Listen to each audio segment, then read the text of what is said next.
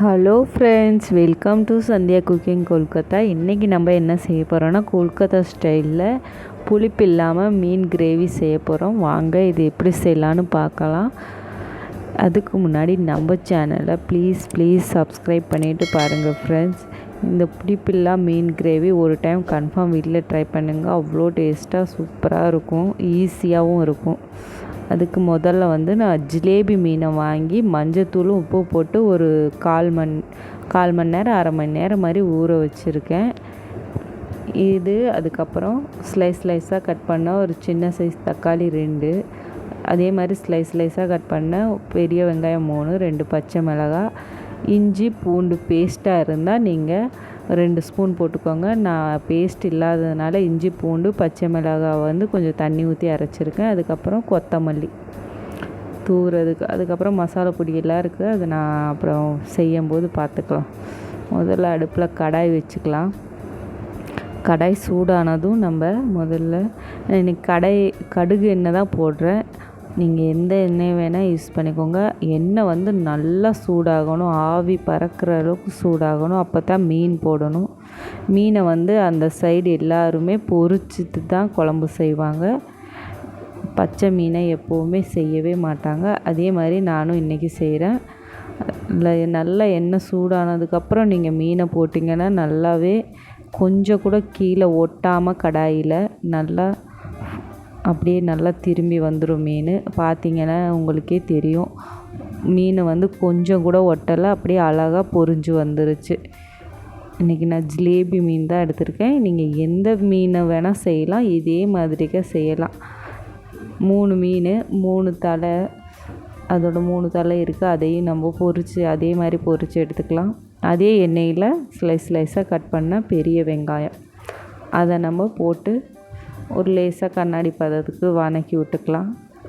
வதக்கி விட்டுட்டு நம்ம அரைச்சி வச்ச இஞ்சி பூண்டு பச்சை மிளகாய் அரைச்ச பேஸ்ட்டு, உங்கள்கிட்ட இஞ்சி பூண்டு பேஸ்ட்டாக இருந்துச்சுன்னா ஒரு 1.5 ஸ்பூன் 1 ஸ்பூன் மாதிரி போட்டுக்கோங்க. இதையும் நல்லா பச்சை ஸ்மெல் போகிற வரைக்கும் பிரட்டி விடலாம். அப்புறம் நம்ம 2 பச்சை மிளகாய் எடுத்துருந்தோம், அதையும் போட்டுக்கலாம்.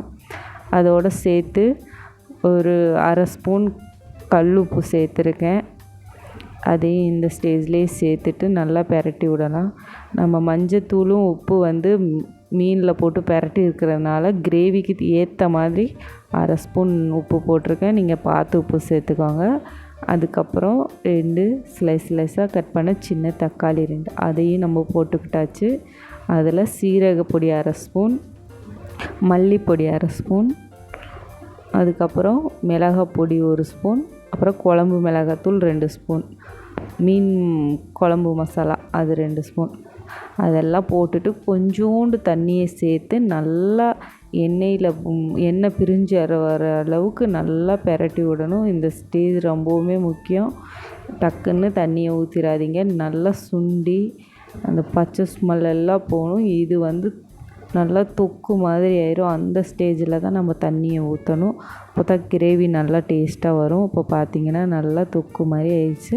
இந்த ஸ்டேஜில் நம்ம தேவைக்கு ஏற்ப தண்ணியை ஊற்றிக்கலாம். கிரேவியாக பண்ணுறதுனால உங்களுக்கு எந்த அளவுக்கு கிரேவியாக வேணுமோ அந்தளவுக்கு தண்ணியை ஊற்றிக்கோங்க. நான் ஓரளவுக்கு கிரேவி எவ்வளோ வேணுமோ அந்தளவுக்கு தண்ணி ஊற்றிக்கிட்டேன். இது நல்லா கொதித்து வருது. இந்த கொதித்து வர ஸ்டேஜில் நம்ம மீனை போட்டுக்கலாம். ஒரு கொதி வந்தாலே போதும். ஏன்னா நம்ம நல்லா சுண்டை வதக்கிட்டோம் இல்லையா அந்த தக்காளி, அதனால் இது ஒரு கொதி வந்தால் போதும். அந்த ஸ்டேஜில் நம்ம மீனை போட்டுக்கலாம். மீனை போட்டு நல்லா அதுக்குள்ளே ஒரு அழுத்தி விட்டுட்டு லேசாக அழுத்தி விட்டுட்டு இப்போ ஒரு பிளேட்டை வச்சு மூடிடலாம். ரொம்ப நேரம் இல்லை, ஒரு 2 நிமிஷம் தான். 2 நிமிஷத்துக்கு அப்புறம் ஓப்பன் பண்ணி மறுபடியும் வேறு சைடாக திருப்பி போட்டுக்கலாம். ஏன்னா நம்ம குழம்புன்னா நிறைய தண்ணி இருக்கும். இது கிரேவி இல்லைங்களா, தண்ணி கம்மியாக தான் இருக்கும். அதனால் மீனில் இந்த தண்ணி இறங்கணும் அப்படின்றதுக்காக இந்த சைடு திருப்பி விட்டு மறுபடியும் அதே மாதிரி பிளேட்டை மூடி வச்சிடலாம் ஒரு 5 நிமிஷத்துக்கு. அவ்வளோதாங்க. இப்போ நம்ம கிரேவி செம்மையாக ரெடி ஆயிடுச்சு. இப்போ கொத்தமல்லியை தூவிக்கலாம். பெரட்டெல்லாம் வேணாம், மீன் உடஞ்சிரும். லேசாக அப்படியே நம்ம அமுத்தி விடலாம். கிரேவி பார்த்திங்கன்னா எந்த அளவுக்கு திக்காக வந்துருச்சுன்னு பாருங்கள். இந்த ஸ்டேஜில் உப்பு காரம் எல்லாம் பார்த்துட்டு நம்ம அடுப்பை ஆஃப் பண்ணிடலாம்.